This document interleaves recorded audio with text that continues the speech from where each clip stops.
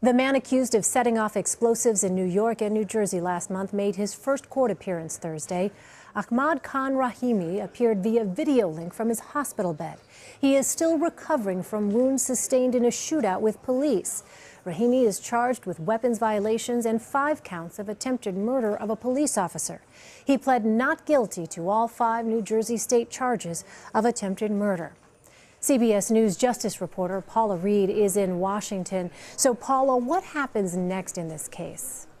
Elaine, Mr. Rahimi has many more court appearances in his very near future. Today, as you noted, he was arraigned on state charges, that is shooting at police officers and also some weapons offenses. But he also has a federal prosecution, a federal case where he is actually charged with the bombing. He faces a charge of using a weapon of mass destruction. That's the same charge that we saw in the Boston Marathon bombing prosecution.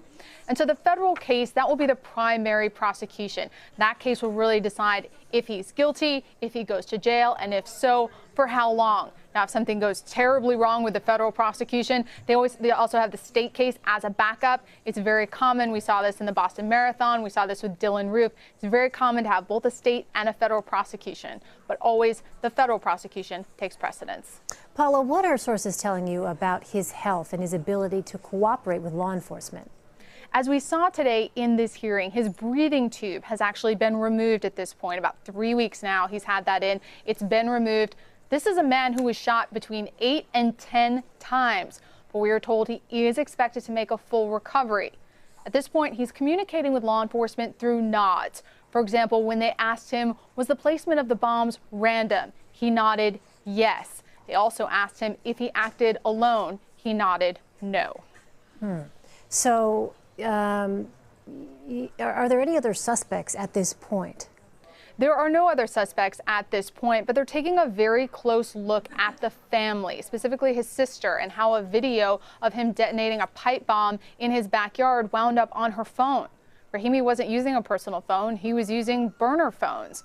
So they're really taking a close look at that. But Elaine, we've seen in other terrorism prosecutions, specifically in San Bernardino and the Boston Marathon case, where they've taken a very close look at family members and ultimately decided not to file any charges.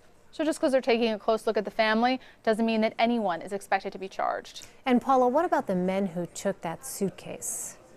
Those men are currently in Egypt. They have been interviewed by Egyptian intelligence officials. They have not, however, been interviewed by U.S. law enforcement. We're told that that suitcase that they picked up with the bomb in it, that has been discarded. It's unfortunate because U.S. law enforcement officials were hoping to get their hands on that suitcase as a key piece of evidence in this case.